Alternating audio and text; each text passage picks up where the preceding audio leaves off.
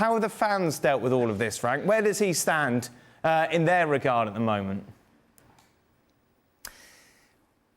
Well, he's a legend already. People love him. People who don't really know football don't really care what they see, and they're going to only see tomorrow is that Mbappe scored again. That's the only thing matters to them.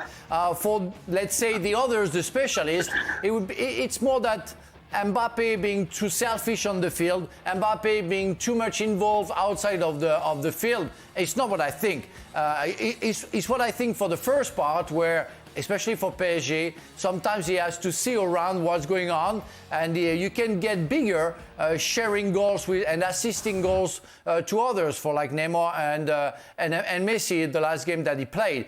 But otherwise, I think he's a guy who knows his status, he knows what he has to do, and people will like him even more because we feel that he's really involved to make sure that football in France will evolve and be better.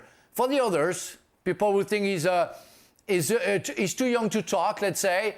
They will keep on criticizing him, which I think that's clearly a French aspect of our culture. When we have somebody with at the top, we definitely have to make sure he goes down because we don't like it. That's part of envious, jealousy, whatever we want to call it. I love the guy and I want to defend him. Mario, you're nodding away.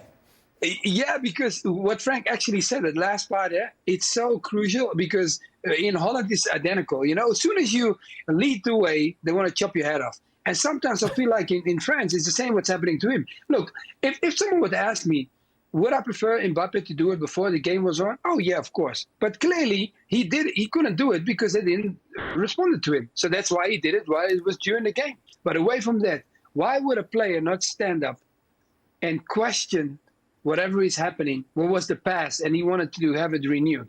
I'm not saying oh, I've been in the situation, I know exactly what's going on. No, I don't know what's going on. But I clearly, no, I agree with that. Sometimes you can question it if you don't agree with it. And that's what he's doing because the rest wasn't doing it. I understand, and I sympathize with Mbappe and him taking the lead. If you have an agreement with the French Federation to at least address this back in March and nothing is done up until now, then you're absolutely right to use this opportunity right before an international game to make that point. As players, especially when it comes to national associations, you have a really small window to make an impact because you don't get together so often. So right before international games absolutely is the right time. And now, let me just state this disclaimer straight off the top. I don't fully understand players' rights and the image rights issue that has become so prominent in today's game. So my understanding of it from back in our day is if you have 3 or more players, then those rights belong to the federation. If it's any less, then it's the players who have control of those image rights.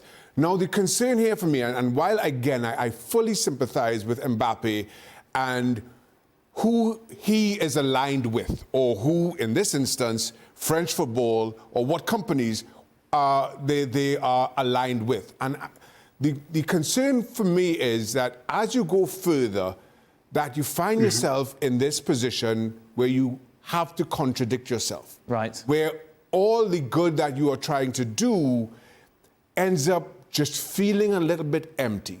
Now, for argument's sake, Kylian Mbappe wears Nike.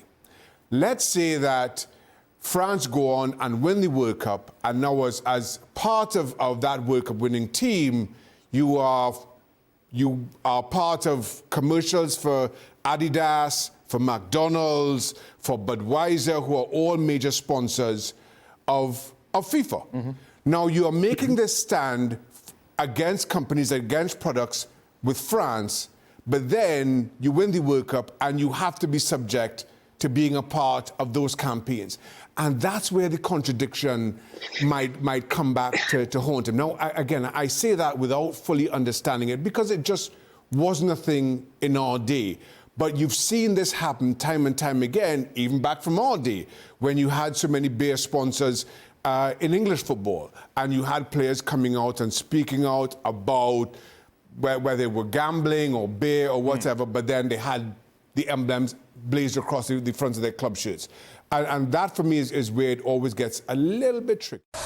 Thanks so much for watching ESPN on YouTube. And for more sports highlights and analysis, be sure to download the ESPN app. And for premium content and live streaming, subscribe to ESPN Plus.